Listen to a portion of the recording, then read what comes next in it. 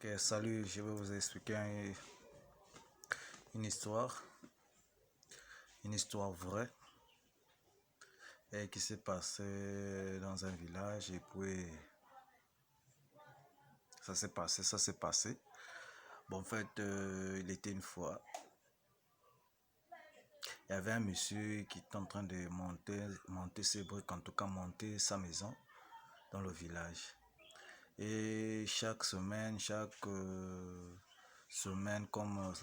comme dimanche, comme samedi, il venait faire ses travaux. S'il ne vient pas monter les briques, il venait essayer un peu de nettoyer tout autour du parcelle. Et il y avait un monsieur qui passait chaque jour pour aller au travail. Tous les jours, il passait par là, tous les jours, il passait par là. Mais un jour, la maison c'était un peu loin. Et il avait le ventre qui bouillonnait un peu, qui bouillonnait. En fait, il avait le coulement qu'il avait mangé depuis avant-hier, les feuilles de manioc, qu'on appelle le saka et qu'on appelle les feuilles de tubercule. Et ça faisait qu'il tournait dans le ventre, tout mélangé, tout. Et il avait envie d'aller au besoin. Mais la maison était loin. Arrivé là où le monsieur faisait aussi ses travaux, mais il n'était pas là. Comme c'était le matin, il avait programmé que non, il devait arriver peut-être tard le dimanche. Lui, il regarde la maison inachevée.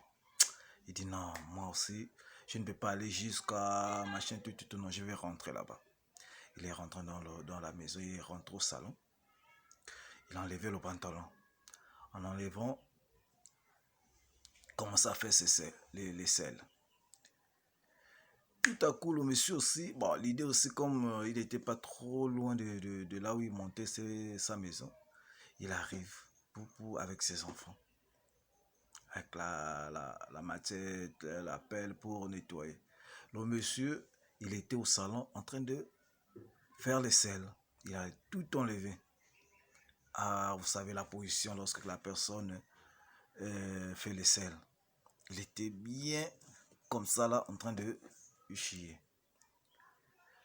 Le petit, son enfant, son premier fils, il regarde de loin la direction de la porte du salon. Il regarde, il y avait un monsieur à l'intérieur en train de faire les selles, des cabinets. Et le petit voulait crier. Oh papa, il dit, petit, j'ai déjà vu. Reste tranquille, je vais voir comment il va s'en sortir de là.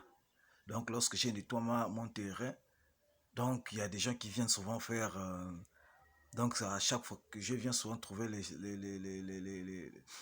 matières fécales ici, là, donc ce sont eux-là, ce sont ceux-là qui viennent faire les selles ici là.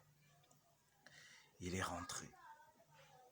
Le monsieur qui était en train de cabiner, en train de faire les selles, lui ne savait pas qu'il y avait quelqu'un, comme il avait donné le dos, la direction de la porte. Donc il regardait, il ne regardait pas la porte, mais il regardait là où étaient situées les fenêtres. Donc il a donné le dos à la porte et il chiait. Le monsieur est venu, comme il avait déjà, ça a commencé à tomber. Il est venu avec la pelle, il a juste enlevé les caca qui étaient au sol. Il est parti balancer. Lui, étant concentré, lui ne savait pas qu'il y avait quelqu'un qui était en train d'enlever les caca derrière. Au lieu de taper, au lieu de frapper le bois, au lieu de crier, non, non, le monsieur vient doucement, il dit à ses enfants, non, allez-y vous cacher, moi je vais rentrer et je vais faire ce que je peux faire. Il est rentré, il a enlevé, il est parti se cacher. Lorsqu'il ça tombe, il vient, il enlève, il va jeter, il se cache. Bon, le monsieur aussi, bon, voilà, bon, j'ai tellement fait les selles, machin, tout, bon, là, c'est fini, c'est bon, c'est bon. J'essaie d'essuyer. Lorsqu'il se met debout comme ça, il regarde derrière, il n'y a rien. Il crie, oh, qu'est-ce qui se passe?